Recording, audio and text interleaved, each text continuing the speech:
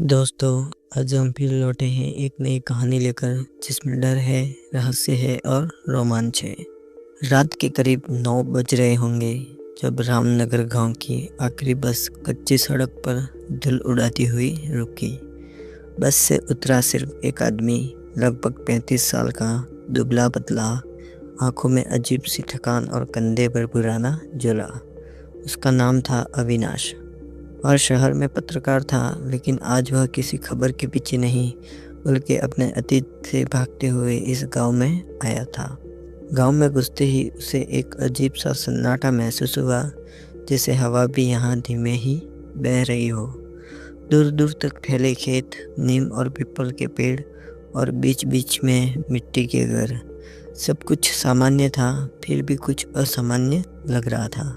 गांव के बीचों बीच एक पुराना कुआं था, जिसके पास खड़े कुछ बुजुर्ग अविनाश को घूर रहे थे। उनमें से एक ने धीमी आवाज में कहा, शाम ढलने के बाद बाहर मत निकलना।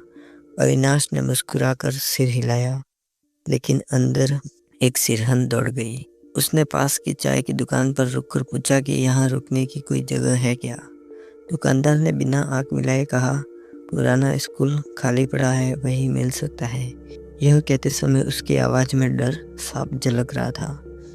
पुराना स्कूल गांव के बाहर था, टूटी खिड़कियां, उखड़ी छत और दीवारों पर समय की दरारें। अविनाश ने वहीं अपना सामान रखा। रात गहराने लगी, बाहर से झिंगुरों की आवाज़ें आ रही थी, लेकिन उनके बीच में कोई और ध्वनि भी थी, जिसे कोई बहुत धीमे से रो रहा हो। पहले तो उसने इसे भ्रम समझा, लेकिन आवाज़ भी रही, इस बार और साफ। वह टॉर्च लेकर बाहर निकला। स्कूल के पीछे एक पुराना बरगद था, उसी दिशा से आवाज़ आ रही थी। बरगद के नीचे खड़े होते ही ठंडी हवा का झोंका आया। अचानक उसकी टॉर्च झपकने लगी। तभी उसे लगा जैसे किसी ने उसके कंधे पर हाथ रख दिया हो। वह चौंक कर पीछे मुड़ा, लेकिन वहाँ कोई नहीं था। बस जमीन पर गिरे थे कुछ पुराने चूड़े और एक टूटी हुई चप्पल। तभी उसके कानों में एक सुसाट गूंजी, सच लिखना वरना यह गांव कभी मुक्त नहीं होगा। आवाज में डर नहीं था, बल्कि गहरी पीड़ा थी। अविनाश रात भर सो नहीं सका। सुबह होते ही वह गांव में घूमने निकला। लोगों से बातें की, लेकिन हर कोई कुछ न कुछ छिपा रहा था। आखिरकार एक बूढ़ी औरत ने बताया कि 10 साल पहले गांव में एक लड़की सरस्वती नाम की गायब हो गई थी। कहा गया कि वह कुएं में गिर गई, लेकिन उसकी लाश कभी भी नहीं मिली। उस दिन के बाद से गांव में अजीब घटनाएं होने लगी। फसलें सूखने लगी, बच्चे बीमार पड़ने लगे और रात को किसी के रोने की आवाज़ें आने लगी। इस बार वह डरा नहीं। उसने मन ही मन कहा, अगर तुम सच चाहती हो तो मुझे रास्ता दिखाओ। हवा अचानक तेज हो गई और बरगद के पत्ते जोर से हिलने लगे। जमीन पर गिरी धूल में किसी के पैरों के निशान उभर आए, कुएं की ओर जाते हुए। कुएं के पास खड़े होकर अविनाश को पहली बार एहसास हुआ कि यह सिर्फ एक गड्ढा नहीं, बल्कि पूरे गांव का दफनाया हुआ ज़मीर है। पत्थरों की गोलाई पर जमी काई ऐसी लग रही थी जैसे सालों से किसी ने यहाँ झांकने की हिम्मत नहीं करी हो। हवा अचानक भारी हो गई और उस भारीपन में किसी पुराने अपराध की गंध थी। तभी पीछे से किसी के खांसने की आवाज़ आई। अविनाश ने मुड़कर देखा। सरपंच वहीं खड़ा था। सफ़ेद धोती, कुर्ता और माथे पर झूठी सरलता। सरपंच ने बड़े अपनत्व से पूछा, इतनी रात को यहाँ? लेकिन आवाज़ में अपनापन नहीं, चेतावनी थी। अविनाश ने सीधा जवाब नहीं दिया। उसने बस कहा, गांव की कहानी समझने की कोशिश कर रहा हूँ। सरपंच हल्का सा हंसा, लेकिन वह हंसी अधूरी थी, जिससे भीतर कुछ टूट रहा हो। जाते जाते उसने कहा, कुछ कहानियाँ अगर जिंदा रहे तो गांव मर जाता है। यह वाक्य अविनाश के दिमाग में गूंजता रहा। उस रात पुराने स्कूल में अजीब बेचैनी थी। दीवारों पर टंगी टूटी तस्वीरें अपने आप हिल रही थी। फर्श पर चलते समय ऐसा महसूस हो रहा था जैसे कोई पीछे पीछे चल रहा हो, पर मुड़ने पर सन्नाटा मिलता। आधी रात को अचानक उसे किसी लड़की के हंसने की आवाज़ सुनाई दी, बहुत हल्की, लेकिन उसमें दर्द छिपा हुआ था। फिर वही आवाज़ रोने में बदल गई। अविनाश समझ गया कि यह डराने के लिए नहीं, यह याद दिलाने के लिए है। तीसरी रात उसे सपना आया, लेकिन वह सपना नहीं था, एक जीवित स्मृति थी।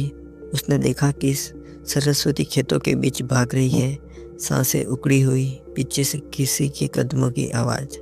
उसके हाथ में कुछ कागज थे। वह कुएं के पास रुकी, रोई और किसी से गुहार लगाई। फिर अचानक एक जोर का धक्का लगा और अंधेरा। जब अविनाश की नींद खुली तो उसका तकिया गीला था, आंसुओं से या पसीने से, वह तय नहीं कर पाया। सुबह होते ही अविनाश गांव के पुराने लोगों से मिलने निकला। ज़्यादातर लोग बात टाल देते, कुछ डर से, कुछ शर्म से, लेकिन एक बूढ़ा मास्टर जो अब बोलना लगभग छोड़ चुका था, उसने धीरे से कहा, लड़की सही थी, हम गलत थे। बस इतना कहकर उसने मुंह फेर लिया। अविनाश को समझ में आने लगा कि सरस्वती की मौत सिर्फ एक व्यक्ति का अपराध नहीं, बल्कि पूरे गांव की चुप्पी का नतीजा थी। पुराने पंचायत रिकॉर्ड में उसे जमीन के लेन देन से जुड़े कागज मिले। उन्हीं तारीखों पर सरस्वती के पिता ने शिकायत दर्ज करवाई थी। कुछ दिन बाद उनकी सड़क दुर्घटना में मौत हो गई, बिना गवाह, बिना सवाल। सरस्वती अकेली रह गई थी, लेकिन चुप नहीं। यही उसकी सबसे बड़ी गलती थी। अविनाश के भीतर गुस्सा उबलने लगा। यह सिर्फ एक हॉरर कहानी नहीं थी, यह सत्ता और डर की मिलीभगत थी। रात को जब वह स्कूल लौटा तो सरस्वती इस बार साफ दिखाई दी। कोई डरावनी शक्ल नहीं, बस एक साधारण ग्रामीण लड़की। सुनी आंखें, चेहरे पर थकान। उसने कुछ नहीं कहा, बस कुएं की ओर देखा और अपना गला दिखाया। नीले निशान अब साफ थे। अविनाश का दिल बैठ गया। उसे पहली बार लगा कि भूत डराने नहीं, इंसाफ मांगने आता है। अगली रात वह रस्सी, टॉर्च और हिम्मत लेकर कुएं में उतरा। नीचे जाते जाते दीवारों पर खरोच के निशान दिखे, जिसे किसी ने ऊपर चढ़ने की कोशिश की हो। कुछ दूरी पर उसे कपड़े का टुकड़ा मिला, लाल किनारी वाला दुपट्टा, फिर हड्डियाँ। सबूत इतने साफ थे कि झूठ की कोई जगह ही नहीं बची। ऊपर आते समय उसने महसूस किया कि कुएं की हवा अब भारी नहीं, बल्कि हल्की लग रही थी, जैसे कोई बोझ उतर रहा हो। जब वह बाहर निकला तो कुछ गांव वाले खड़े थे। कोई रो रहा था, कोई सिर झुकाए था। पहली बार उनके चेहरे पर डर नहीं, पछतावा था। उसी पल अविनाश को समझ आ गया कि हॉरर खत्म होने वाला है, क्योंकि सच बाहर आ चुका है। अविनाश ने सबूत पुलिस को सौंपे। सरपंच गिरफ्तार हुआ। गांव में पहली बार किसी ने खुलकर सच बोला। जिस रात सरपंच को ले जाया गया, उस रात बरगद के पत्ते पहली बार शांत थे। न कोई रोने की आवाज़, न ठंडी सिरहन। अविनाश स्कूल के आंगन में बैठा था जब सरस्वती की छाया आखिरी बार दिखी। इस बार वह मुस्कुरा रही थी।